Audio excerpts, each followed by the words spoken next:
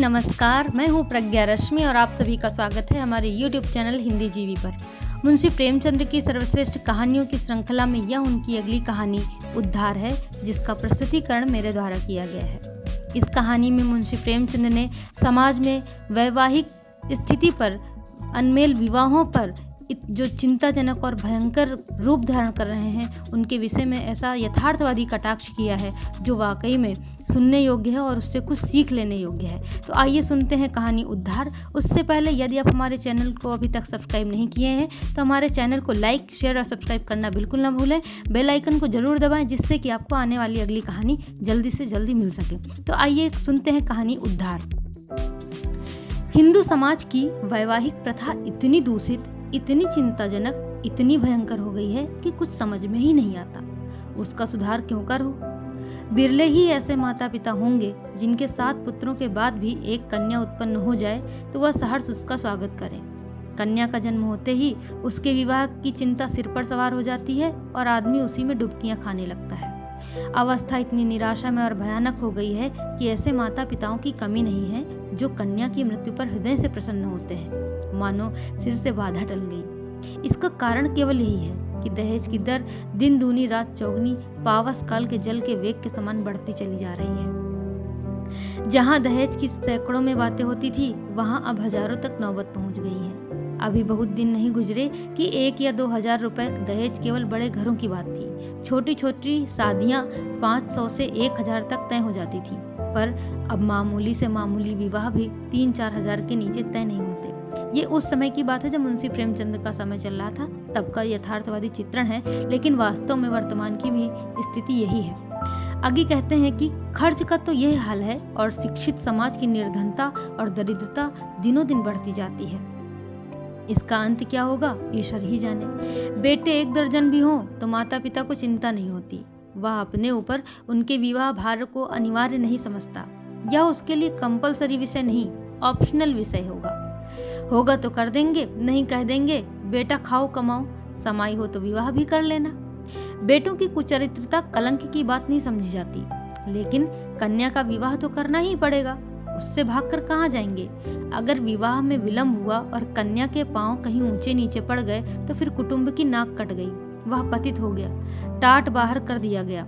अगर वह इस दुर्घटना को सफलता के साथ गुप्त रख सका तो मानो कोई बात ही नहीं, उसको कलंकित करने का किसी को साहस नहीं। लेकिन यदि अभाग्यवश इसे वह छिपा न सका, भंडाफोड़ हो गया, तो फिर माता पिता के लिए, भाई बंधुओं के लिए संसार में मुंह दिखाने को स्थान नहीं रहता। कोई अपमान इससे दुस्सह, कोई विपत्ति इससे भीषण नहीं, किसी भी व्याधि की इससे भयंकर कल्पना नहीं की जा सकती। लुत्फ तो ये है कि जो लोग बेटियों के विवाह की कठिनाइयों को भोग चुके होते हैं, वही अपने बेटों के विवाह के अवसर पर बिल्कुल भूल जाते हैं कि हमें कितनी ठोकरें खानी पड़ी थी। जरा भी सहानुभूति नहीं प्रकट करते, बल्कि कन्या के विवाह में जो तावान उठाया था, तावान यानी कि कर्ज लिया था, उसे चक्रवृद्धि ब्याज के साथ बेटे के विवाह में वसूल करने पर कटिबद्ध हो जाते हैं। कितने ही माता पिता इसी चिंता में घुल कर अकाल मृत्यु को प्राप्त हो जाते हैं। कोई संन्यास ग्रहण कर लेता है, कोई बूढ़े गले कन्या को मढ़कर अपना गला छुड़ाता है। पात्र कुपात्र का विचार करने का मौका कहाँ, ठेलम ठेल है सब। मुंशी गुलजारी लाल ऐसे ही हतभागे पिताओं में थे। यूं उनकी स्थिति बुरी न थी, 200-250 रुपए महीने वकालत से पीट लेते थे, पर खानदानी आदमी थे, उदार हृदय। बहुत किफायत करने पर भी माकूल बचत न हो सकती थी। संबंधियों का आदर सत्कार ना करे तो नहीं बनता, मित्रों की खातिरदारी ना करे तो भी नहीं बनता। फिर ईश्वर के दिए हुए 2-3 पुत्र थे, उनका पालन पोषण, शिक्षण का भार था, क्या करते। पहली कन्या का विवाह उन्होंने अपनी हैसियत के अनुसार अच्छी तरह किया, पर दूसरी पुत्री का विवाह टेढ़ी खीर हो रहा था। यह आवश्यक था कि विवाह अच्छे घराने में हो, अन्यथा लोग हंसेंगे और अच्छे घराने के लिए कम से कम 5000 का तखमीना था। उधर पुत्री सयानी होती जाती थी। वह अनाज जो लड़के खाते थे वह भी खाती थी, लेकिन लड़कों को देखो तो जैसे सूखे का रोग लगा हो, और लड़की शुक्ल पक्ष का चांद हो रही थी। बहुत दौड़ धूप करने पर बेचारे को एक लड़का मिला। बाप आबकारी के विभाग में 400 रुपए का नौकर था और लड़का भी सुशिक्षित। स्त्री से आकर बोले, लड़का तो मिला और घर बार भी, एक भी काटने योग्य नहीं, पर कठिनाई यही है कि लड़का कहता है मैं अपना विवाह न करूंगा। बाप ने कितना समझाया, मैंने कितना समझाया, औरों ने भी कितना समझाया, पर वह टस से मस नहीं होता। कहता है मैं कभी विवाह ना करूंगा। समझ में नहीं आता विवाह से क्यों इतनी घृणा करता है। कोई कारण नहीं बतलाता, बस यही कहता है मेरी इच्छा। माँ बाप का इकलौता लड़का है, उनकी परम इच्छा है कि इसका विवाह हो जाए, पर क्या करें। यूं उन्होंने फलदान तो रख लिया है, पर मुझसे कह दिया है कि लड़का स्वभाव का हठीला है, अगर न मानेगा तो फलदान आपको लौटा दिया जाएगा। स्त्री ने कहा तुमने लड़के को एकांत में बुलाकर पूछा नहीं? गुलजारी लाल ने बोला बुलाया था, बैठा रोता रहा, फिर उठकर चला गया। तुमसे क्या कहूँ, उसके पैरों पर गिर पड़ा, लेकिन बिना कुछ कहे उठकर चला गया। स्त्री बोली देखो इस लड़की के पीछे क्या क्या झेलना पड़ता है। गुलजारी लाल बोले कुछ नहीं, आजकल के लौंडे सैलानी होते हैं। अंग्रेजी पुस्तकों में पढ़ते हैं कि विलायत में कितने ही लोग अविवाहित रहना ही पसंद करते हैं। बस यही सनक सवार हो जाती है कि निर्द्वंद रहने में ही जीवन की सुख और शांति है। जितनी मुसीबतें हैं वह सब विवाह ही में है। मैं भी कॉलेज में था तब सोचा करता था कि अकेला रहूंगा और मजे से सैर सपाटा करूंगा। स्त्री ने कहा है तो वास्तव में बात यही, विवाह ही तो सारी मुसीबतों की जड़ है। तुमने विवाह न किया होता तो क्यों ये चिंताएं होती, मैं भी कुंवारी रहती तो चैन करती। इसके 1 महीना बाद मुंशी गुलजारी लाल के पास वर ने यह पत्र लिखा कि पूज्यवर सादर प्रणाम। मैं आज बहुत असमंजस में पढ़कर यह पत्र लिखने का साहस कर रहा हूँ, इस धृष्टता को क्षमा कीजिएगा। आपके जाने के बाद से मेरे पिताजी और माताजी दोनों मुझ पर विवाह करने के लिए नाना प्रकार से दबाव डाल रहे हैं। माताजी रोती हैं, पिताजी भी नाराज होते रहते हैं। वह समझते हैं कि मैं अपनी जिद के कारण विवाह से भागता हूँ। कदाचित उन्हें यह भी संदेह हो रहा है कि मेरा चरित्र भ्रष्ट हो गया है, लेकिन मैं वास्तविक कारण बताते हुए डरता हूँ कि इन लोगों को दुख होगा और आश्चर्य नहीं कि शोक में उनके प्राणों पर ही बन जाए। इसलिए अब तक मैंने जो बात गुप्त रखी थी वह आज विवश होकर आपसे प्रकट करता हूँ और आपसे साग्रह निवेदन करता हूँ कि आप इसे गोपनीय समझिएगा और किसी दशा में भी उन लोगों के कानों में इसकी भनक न पड़ने दीजिएगा। जो होना है वह तो होगा ही, पहले ही से उन्हें क्यों शोक में डुबाऊं। मुझे 5-6 महीनों से यह अनुभव हो रहा है कि मैं क्षय रोग से ग्रसित हूँ। उसके सभी लक्षण प्रकट होते जाते हैं। डॉक्टरों की भी यही राय है। यहाँ सबसे अनुभवी जो 2 डॉक्टर हैं, उन दोनों ही से मैंने अपनी आरोग्य परीक्षा कराई और दोनों ने ही स्पष्ट कहा है कि तुम्हें सिल है। अगर माता पिता से यह कह दूं तो वह रो रो कर मर जाएंगे। जब तक यह निश्चय है कि मैं संसार में थोड़े दिनों का ही मेहमान हूँ तो मेरे लिए विवाह की कल्पना करना भी पाप है। संभव है कि मैं विशेष प्रयत्न करके 1-2 साल जीवित रहूं, पर वह दशा और भी भयंकर होगी, क्योंकि अगर कोई संतान हुई तो वह भी मेरे संस्कार से अकाल मृत्यु पाएगी और कदाचित स्त्री को भी इसी रोग राक्षस का भक्षण बनना पड़े। मेरे अविवाहित रहने से जो बीतेगी मुझ पर ही बीतेगी। विवाहित हो जाने से मेरे साथ और कई जीवों का नाश हो जाएगा। इसलिए आपसे मेरी प्रार्थना है कि मुझे इस बंधन में डालने के लिए आग्रह न कीजिए, अन्यथा आपको पछताना पड़ेगा। सेवक हजारी लाल। पत्र पढ़कर गुलजारी लाल ने स्त्री की ओर देखा और बोले इस पत्र के विषय में तुम्हारा क्या विचार है? स्त्री बोलती है कि मुझे तो ऐसा मालूम होता कि उसने बहाना रच लिया है। गुलजारी लाल बोले बस ठीक यही मेरा भी विचार है। उसने समझा है कि बीमारी का बहाना कर दूं तो लोग आप ही हट जाएंगे। असल में बीमारी कुछ नहीं, मैंने तो देखा ही था, चेहरा चमक रहा था, बीमार का मुंह छिपा नहीं रहता। स्त्री ने कहा राम नाम लेके विवाह करो, कोई किसी का भाग्य थोड़े ही पढ़े बैठा है। गुलजारी लाल ने कहा यही तो मैं भी सोच रहा हूँ। स्त्री ने कहा ना हो किसी डॉक्टर से लड़के को दिखाओ, कहीं सचमुच पर बीमारी हो तो बेचारी अम्बा कहीं की न रहे। गुलजारी लाल ने कहा तुम भी पागल हुई हो क्या? सब हीले हवाले हैं। इन छोकरों का दिल का हाल मैं खूब जानता हूँ। सोचता होगा अभी सैर सपाटे कर रहा हूँ, विवाह हो जाएगा तो ये गुलछर्रे कैसे उड़ेंगे। स्त्री बोलती है तो शुभ मुहूर्त देखकर लग्न भिजवाने की तैयारी करो। हजारी लाल बड़े धर्म संदेह में था। उसके पैरों में जबरदस्ती विवाह की बेड़ी डाली जा रही थी और वह कुछ कर न सकता था। उसने ससुर को अपना कच्चा चिट्ठा कह सुनाया, मगर किसी ने उसकी बातों पर विश्वास न किया। माँ बाप से अपनी बीमारी का हाल कहने का उसे साहस न होता था। ना जाने उनके दिल पर क्या गुजरे, ना जाने क्या कर बैठे। कभी सोचता किसी डॉक्टर की शहादत लेकर ससुर के पास भेज दूं, मगर फिर ध्यान आता यदि उन लोगों को उस पर भी विश्वास न आया तो आजकल डॉक्टरी से सनद ले लेना कौन सा मुश्किल काम है। सोचेंगे किसी डॉक्टर को कुछ दे दिलाकर लिखा लिया होगा। शादी के लिए तो इतना आग्रह हो रहा था, उधर डॉक्टरों ने स्पष्ट कह दिया था अगर तुमने शादी की तो तुम्हारा जीवन सूत्र और भी निर्मल हो जाएगा। महीनों की जगह दिनों में वारा न्यारा हो जाने की संभावना है। लग्न आ चुकी थी, विवाह की तैयारियां भी हो रही थी। मेहमान आते जाते थे और हजारीलाल घर से भागा भागा फिरता था। कहाँ चला जाऊं, विवाह की कल्पना ही से उसके प्राण सूखे जाते थे। आह, उस अबला की क्या गति होगी। जब उसे यह बात मालूम होगी तो वह मुझे अपने मन में क्या कहेगी। कौन इस पाप का प्रायश्चित करेगा। नहीं, मैं उस अबला पर घोर अत्याचार ना करूंगा, उसे वैधव्य की आग में ना जलाऊंगा। मेरी जिंदगी ही क्या, आज न मरा कल मरूंगा, कल नहीं तो परसों, तो क्यों ना आज ही मर जाऊं। आज ही जीवन का और उसके साथ सारी चिंताओं का, सारी विपत्तियों का अंत कर दूं। पिताजी रोएंगे, अम्मा प्राण त्याग देंगी, लेकिन एक बालिका का जीवन तो सफल हो जाएगा। मेरे बाद कोई अभागा अनाथ तो न रोएगा। क्यों न चलकर पिताजी से कह दूं, वह 1-2 दिन दुखी रहेंगे, अम्मा जी 2-1 रोज शोक से निराहार रह जाएंगी, कोई चिंता नहीं। अगर माता पिता के इतने कष्ट से एक युवती की प्राण रक्षा हो जाए तो क्या छोटी बात है। यह सोचकर वह धीरे से उठा और आकर पिता के सामने खड़ा हो गया। रात के 10 बज गए थे। बाबू दरबारी लाल चारपाई पर लेटे हुए हुक्का पी रहे थे।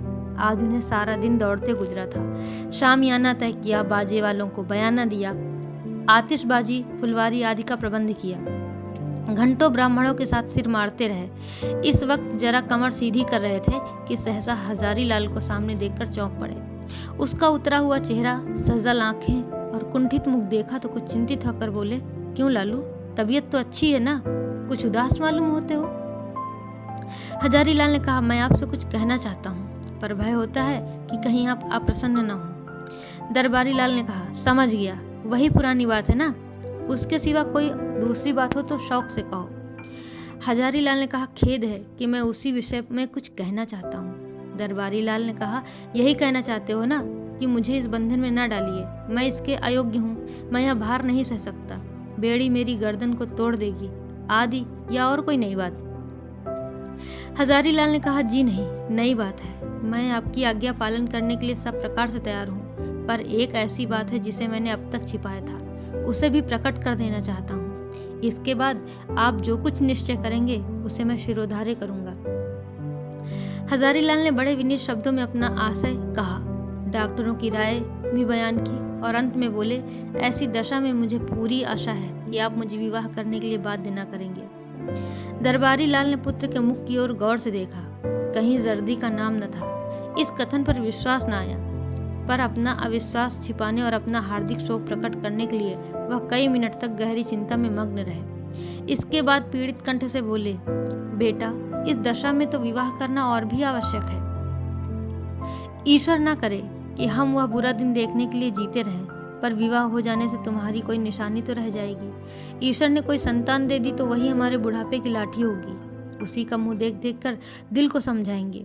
जीवन का कुछ आधार तो रहेगा, फिर आगे क्या होगा यह कौन कह सकता है। डॉक्टर किसी की कर्म रेखा तो नहीं पढ़े होते ना, ईश्वर की लीला अपरंपार है, डॉक्टर उसे नहीं समझ सकते।